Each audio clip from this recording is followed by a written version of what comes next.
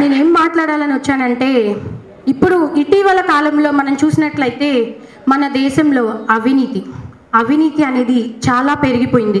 అంటే లంచాలు తీసుకోవడం, అలానే చాలామంది రాజకీయ నాయకులు మనకి రావాల్సిన సొమ్ముని వాళ్ళందరూ వాళ్ళ స్వప్రయోజనాల కోసం వాడుకోవడం, అవన్నీ చాలా రోజు మనం చూస్తూ ఉంటాం న్యూస్లో. అవన్నీ అరికట్టాల్సిన బాధ్యత ముందుగా ఎవరిలో ఉందంటే మన యువత అంటే మనమే కదా. మనమందరము కలిసికట్టుగా అవినీతిని నిర్మూలించాలి. అది ఎలా చేయాలి అంటే, ఇందాక మన సోదరుడు ఒకరు చెప్పారు, మన యొక్క ఉద్యోగాలన్నింటినీ డబ్బున్న వాళ్ళు, ప్రతిభ లేని వాళ్ళు కాకుండా ఎవరైతే డబ్బు వాళ్ళ దగ్గర ఉందో వాళ్ళు కొనుక్కోవడం జరుగుతుంది. వాళ్ళు ఎప్పుడైతే అలా కొనుక్కుంటారో ఏమవుతుందండి, మనం ఎప్పుడైనా ఏదన్నా ఆఫీస్కి వెళ్ళామంటే నాకు ఒక సర్టిఫికేట్ కావాలండి అంటే వాడు ఏం ఆలోచిస్తాడంటే, నేను కొన్ని లక్షలు పోసుకున్న ఈ ఉద్యోగాన్ని ఆ లక్షల డబ్బులు నేను తిరిగి తీసుకోవాలి కాబట్టి నేను లంచం తీసుకోవాలి అన్న ఆలోచన వాళ్ళలో కలుగుతుంది. కాబట్టి వాడు లంచం తీసుకోవడం జరుగుతుంది. ఆ లంచం అది ముందుగా ఫస్ట్ స్టార్ట్ అవుతుంది, తర్వాత అదే పెద్దగా అయ్యి వాడు కోటీశ్వరుడు అయ్యేలాగా అవుతుంది. వాడు కోటీశ్వరుడు అవుతాడు, మనమందరం పేదవాళ్ళగానే ఉండిపోతాం అన్నమాట. అంటే ఫస్ట్ మన యువత ఈ అవినీతిని నిర్మూలించడానికి ఏం చేయాలి? ముందుగా ఒక చక్కని మంచి మన కోసం పనిచేసి వాళ్ళ స్వప్రయోజనాల కోసం కాకుండా మన కోసం పనిచేసేటటువంటి ఒక మంచి రాజకీయ నాయకుడిని మనం ఎన్నుకోవాలి. అప్పుడు మనం ఈ అవినీతిని, నేను చెప్పనండి మొత్తం 100% నిర్మూలింపబడుతుందో లేదో నాకు తెలియదు, కానీ కొంచెమైనా మనం దాన్ని నిర్మూలింప చేయవచ్చని నా యొక్క ఉద్దేశం. అలానే ముందుగా ఈ యొక్క లంచగొండితనం అనే దాన్ని మనం నిర్మూలించాలి. ఎలా నిర్మూలించాలి? మనం వెళ్ళాము ఒక సర్టిఫికేట్ కోసం, ఏదో ఒక ఆఫీస్కి వెళ్ళాం, వాడు మనల్ని డబ్బులు అడుగుతాడు. మనకు ఆ సర్టిఫికేట్ ఖచ్చితంగా కావాలంటే మనం ఏం చేస్తాము, ఆ ఫోన్లే 100 రూపాయలే కదా అని చెప్పి 100 రూపాయలు ఇస్తాము. కానీ తర్వాత అది కొన్ని వేలు అవుతుంది, బహుశా లక్షల్లో కూడా అవ్వచ్చేమో. కాబట్టి అటువంటి దాన్ని ముందు మనం ఆ 100 రూపాయలు ఇద్దాంలే, సర్టిఫికేట్ తెచ్చుకుందాంలే అన్నట్లు కాకుండా, నీకెందుకు 100 రూపాయలు ఇవ్వాలి, నేను 100 రూపాయలు ఇస్తేనే సర్టిఫికేట్ ఇస్తావా అనే దాన్ని మనం వాడిని ప్రశ్నించగలిగేటట్టుగా ఉన్నట్లయితే, మొత్తం అందరం మనం ప్రశ్నించగలిగేటట్లయితే, మొత్తం కాకపోయినా కొంచెమైనా మనం ఆ యొక్క అవినీతితనం, లంచగొండితనం అనే దాన్ని నిర్మూలించవచ్చని నా యొక్క ఉద్దేశం. నా అబ్బాయి చెప్పినట్లు అవినీతి వలన, రాజకీయాల్లో అవినీతి వలన నిరుద్యోగ సమస్య వస్తుందంటే, ఒక ఎగ్జాంపుల్ గా చెప్తున్నాను. ఇప్పుడు లేపాక్షి నాలెడ్జ్ సెంటర్ ఉంది, అదే విధంగా మీ జిల్లాలో వ్యాన్ పిక్ వచ్చింది, లేదా 2G స్కామ్ వచ్చింది. ఇటువంటివి జరిగినప్పుడు ఏమవుతుందంటే, ప్రభుత్వ ఆస్తులు ఇచ్చేస్తారు కాబట్టి అక్కడ రావాల్సిన పెట్టుబడులు రాలేదు, కాబట్టి మీకు రావాల్సిన ఉద్యోగాలు రాలేదు. అదే విధంగా ఎక్కడన్నా అవినీతి జరిగితే దానివల్ల బెనిఫిట్ పొందేది ఒక్కడే, నష్టపోయేది 100 మంది. మూడో విషయం ఏం చెప్పిందంటే, దీన్ని మార్చాలి అంటే యువతనే ముందుకు రావాలి. ఏ విధంగా మారుస్తామంటే, ముందు మండల ఆఫీస్లో వాడు 100 రూపాయలు అడిగినప్పుడు మనం ఇవ్వడం మానేయాలని చెప్పింది. ఈ 3 పాయింట్లు చెప్పింది తేజ. దీని మీద ఎవరైనా కమెంట్ చేయాలన్నా, క్వశ్చన్ అడగాలనుకున్నా గౌస్ని మీరు చేతితే. మీరు అన్నారు కదా మంచి వాళ్ళని చెడు వాళ్ళని చూసి మనం సెలెక్ట్ చేసుకోవాలని, అది వాళ్ళు ఏమైనా తల మీద రాసుకుంటారా? మనకు తెలియదు కదా. మీ ఇద్దరు ముందు ఇద్దరు వ్యక్తులు కానీ, ఇద్దరు పార్టీలు కానీ, ఇద్దరు లీడర్లు కానీ నిలబడతారు. ఒకడు మంచోడు, ఒకడు దొంగ.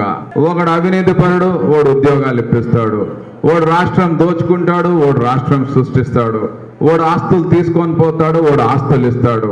ఆ ఇద్దరి మధ్యలో మీరు తేడా చెప్పలేకపోతే, ఇన్ని డిగ్రీలు ఇన్ని డిప్లొమాలు పెట్టుకొని కూడా నా అభిప్రాయంలో మీకు ఓటు హక్కు కూడా ఉండకూడదు. మనకు తెలీదు.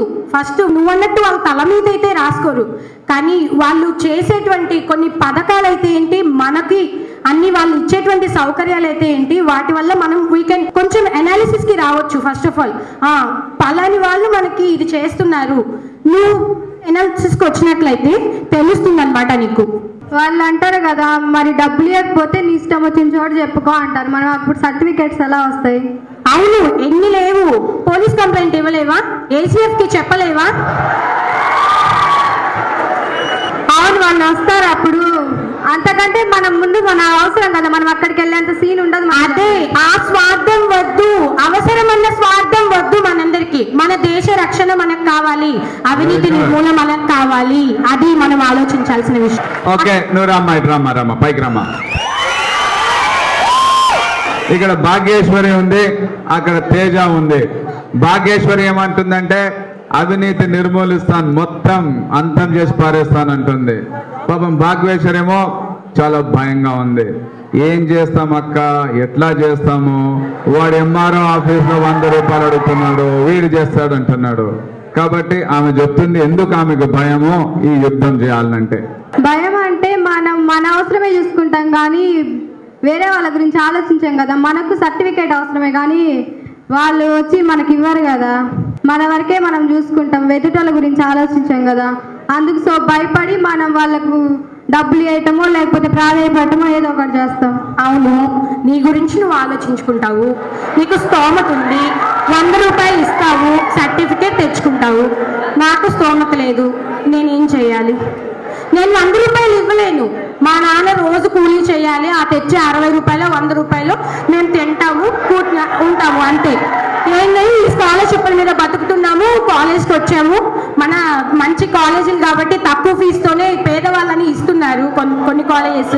కానీ మనము స్కాలర్షిప్కి అయితే ఇన్కమ్ సర్టిఫికేట్ ఖచ్చితంగా కావాలని నీకు కూడా తెలుసు. అవినీతి అంటున్నావు కదా నువ్వు.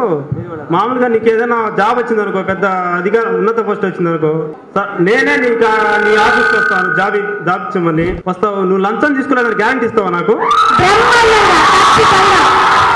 నేను ఆ గ్యారంటీ ఇవ్వగలను కాబట్టి ఇంత ధైర్యంగా ఇంతమందిలో లేసొచ్చాను, ఇక్కడ ఆ విషయం గురించి మాట్లాడుతున్నా.